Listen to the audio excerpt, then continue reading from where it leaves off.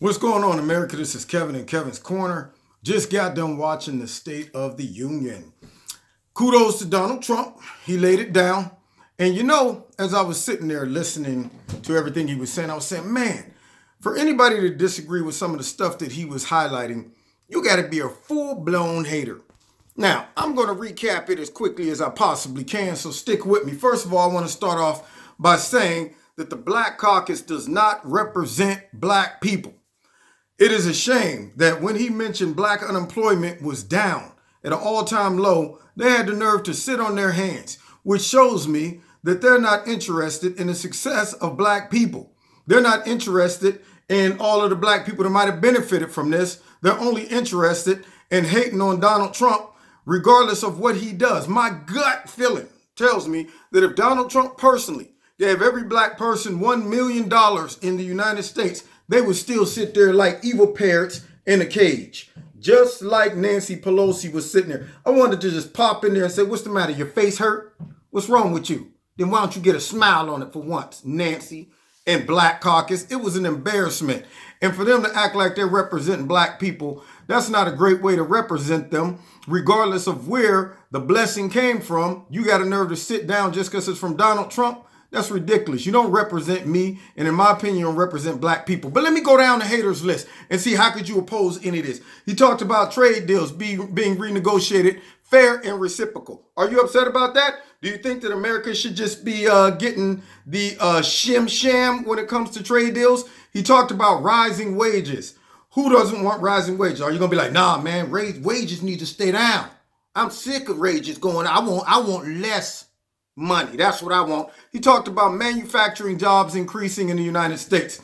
That's something that I haven't heard in a long time. Last I checked, my old man was out of a job when his manufacturing job went overseas, the steel mill. Now they're coming back. Who can't give him a golf clap at least? But people were still sitting there.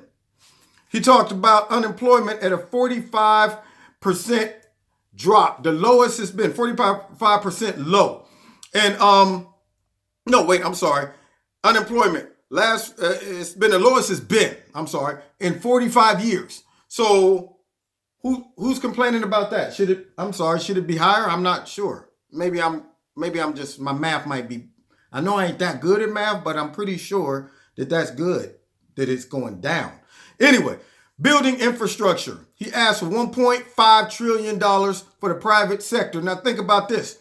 I know when I rolled out of my crib this morning, I was all over the place. Roads bumping, everything. We got to fix this. Not to mention that that's going to employ a lot of people to work. So not just the money is going to go into the infrastructure, but it's also going to get filtered down to all the people who's working. All right. The roads ain't going to build themselves. What else did he ask for? He said the Latino unemployment is at an all-time low. Still, none of the Democrats and none of the Black Caucus stood for that. He said stock is at an all-time high. And of course, you know, all of them probably benefited on the stock market, but they probably still had to sit there like they mad. In their mind, they probably was thinking, yeah, I did come up on that though, for real. But I can't let the president know that for real though. All right, how about this? Tax reform. Doubled the deductions and doubled the child care credit. And married couples, the first $24,000 they receive on their income, non-taxable. If I'm a married couple, I'd be happy. If I have children, I'd be happy. I don't see what the problem is. People still mad about that? What's the deal? Obamacare mandate removed. I mean, what's the problem with that? If you don't need Obamacare, okay, but yet people making you pay for something you don't even need or want, you'd be upset about it, wouldn't you? I would. So, moving on. Small businesses, they're up. They now can deduct 20% of their income. That's a good thing. Apple. $300 billion back into the United States, 20,000 new jobs. Are you mad about that? Who's mad about that? Show me the one Democrat out there that's mad about that. How about this one? ExxonMobil, $50 billion in the U.S. How about eliminating regulations? All of the regulations that was on all of the businesses that was hindering the flow of business expansion. When you take those away, guess what? Money comes. Businesses can expand. Businesses can open up a lot quicker. Jobs, all of these things. How do you think the economy was jump-started? And they're trying to blame it on Obama. Please. I mean, if it wasn't from the regulations, if it wasn't from the tax cuts, it wouldn't be booming this way. If it wasn't from the positive excitement, it wouldn't be booming this way. So whether you black, Puerto Rican, Chinese, Asian, Samoan, Eskimoan, it don't matter. If you got a job and you making money, you got slipped one of them bonuses, you should be giving them the golf clap. You might can't say it on your job and all that you happy, because you know how people are when you say Trump is doing a great job. You know, you might go outside and your car got toilet paper on it or something like that. So you just kind of gotta clap like this, y'all. Anyway, all right. How about this? Ended war on U.S. energy and clean coal. Now we're exporting energy. Why is it that America got to buy energy from everybody else? We can't sell. Not only that, when we selling energy, that puts into our economy in multiple ways for the businesses and for the people who work for the businesses. Chrysler coming back from Mexico to Detroit. Are you mad about that? Huh? Are you going, nah, man, forget that. Just because Trump bring them back, keep them down there. Stupid stuff. How about this? Toyota moving to Alabama. They could have went somewhere else, but they're staying here. FDA approved generic drugs, which bring down the drug price. Makes it a little more competitive. Make other prices in drugs have to go down. Terminal people can participate in drug trials. Why you got to go overseas if you got a terminal disease? If it's terminal, that means it's real bad, okay? That means, why not? If I'm dying and I say, man, there's an experimental treatment that I can check out, what I got to lose? All right, how about this one? More families. How about, he said, most important thing in the U.S. is family and faith. Who's mad about that? Please. I wish you would. I wish you would say something on about faith and family don't mean nothing to me. Anyway, he honored the veterans. He supported the Second Amendment and religious freedom, which is a big thing for me. I told you once, I don't need Trump to like me. I need him to like the things that I like. I like being able to go to church, and if the church man get up and say, God said, don't you sin against blank, blank. I don't want the government coming in and saying, you know, you can't talk about that because it offends a certain population of people. I don't want that. I don't want the Second Amendment rights shut down. Think about this, people. You let Hillary get in, or the Kennedy kid who got up and made his speech afterwards. They're shutting down all freedom of speech, freedom of opinion. So liberal. Everybody has to just, no. You can't say nasty things because people's feelings might get hurt. All right, how about this one? Request for full funding of our military to improve nuclear arsenal. Hate to say it, but nuclear weapons are a deterrent, especially when you got cats from North Korea acting a fool. ISIS, almost 100% gone. Their territory's been liberated.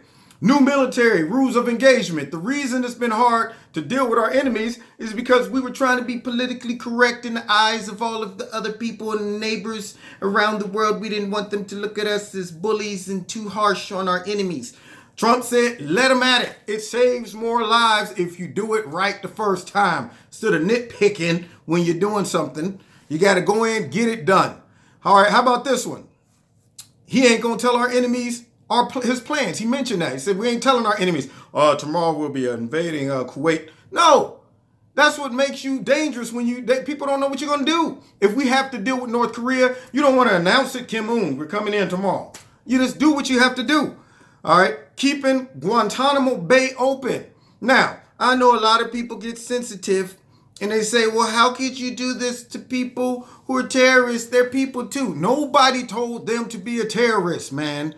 My thing is this: if I get caught overseas doing something, if they find out I'm a spy or a terrorist, you think they're going to be like, well, let's treat them with kindness.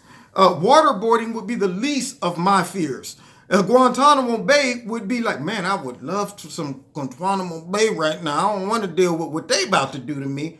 So we need places like this for safety of America. So for all those that got a problem with it, these are places that keep you safe enough to complain about that stuff. Anyway, prison reform. He talked about that. Now, I know this is something they're not going to give him credit about. He said, look, man, let's rehabilitate some of these people. Who's mad about that? If he's such an evil dictator, he would say lock everybody up for life. He said, let's rehabilitate some of these people, get them back on the streets. How about this? And I know this one hurt. When he started getting into immigration and he brought out the two parents, the families of the 2 kids that got killed by MS-13, and you saw the Democrats that are jockeying for loose immigration rules, and he said everybody needed to be clapping, and they was like,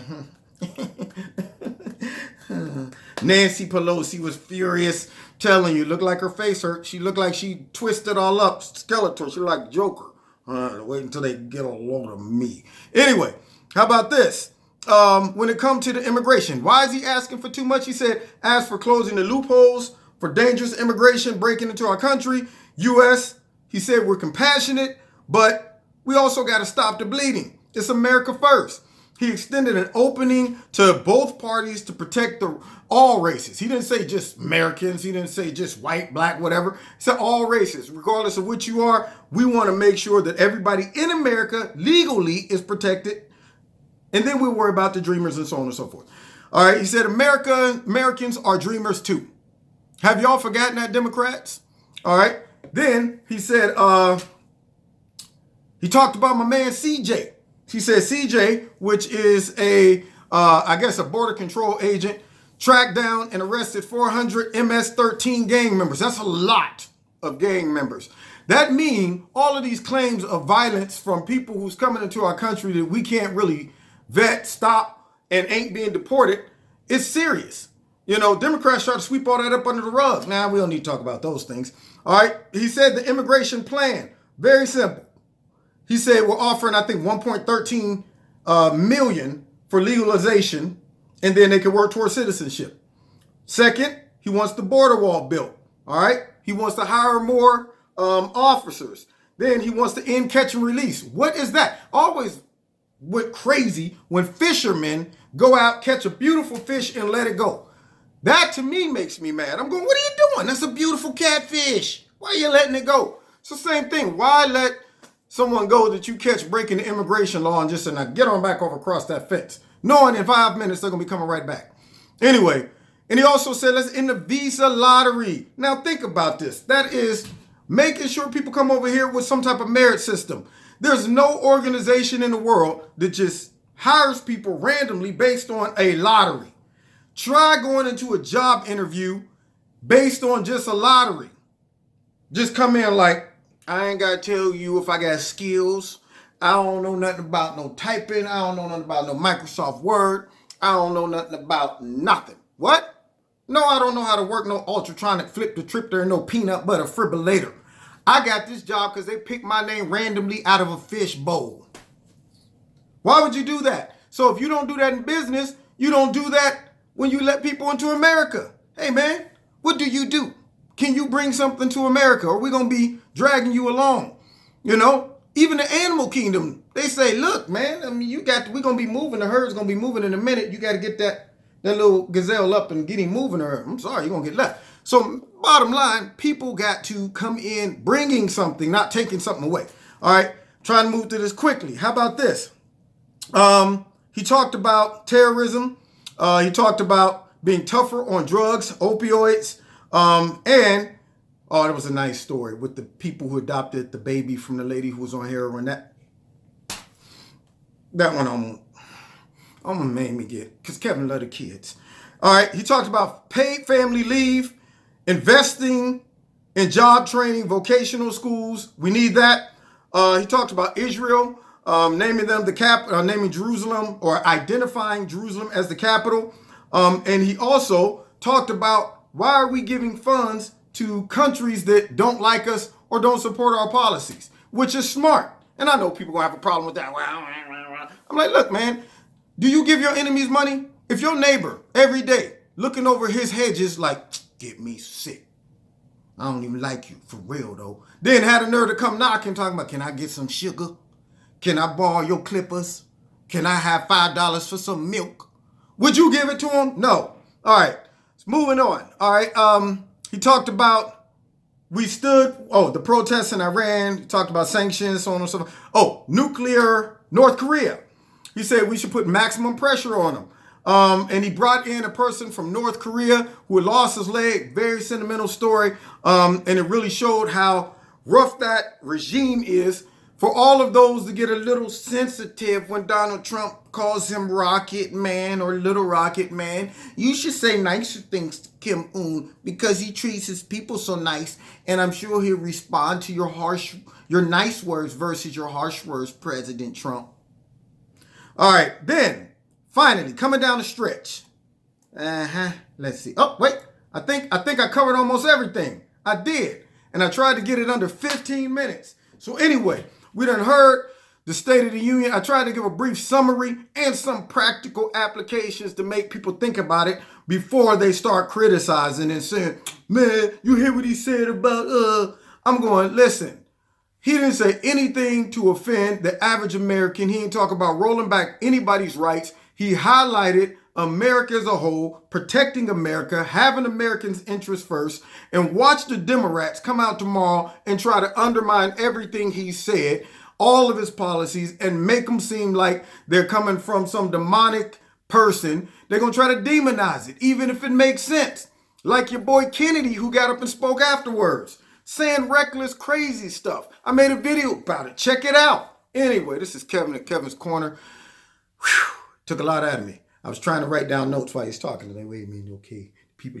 Anyway, I enjoyed it. I thought he did a great job. I think he touched on the stuff that not only his supporters can respect, but any practical, logical thinking American, unless you are a full-blown committed. And that's what one of the commentators said. They said some people just have committed to hating Donald Trump. And therefore, there is nothing he can say. They're only going to look at it through the eyes of, and I don't care what he said. It makes no sense, even if it does. So God bless you. You've been listening to Kevin at Kevin's Corner.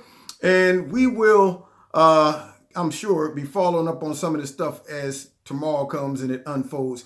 But we tried to cover some of the highlights. And we'll talk to you later in Kevin's Corner. Check me out on the other social media outlets. The links are in the bottom. Also, if you want to donate to Kevin's Corner, please go ahead. There's a link in the bottom. And stay tuned because I will be on the radio coming up in February. I'll put some links in the bottom to that as well. All right, God bless.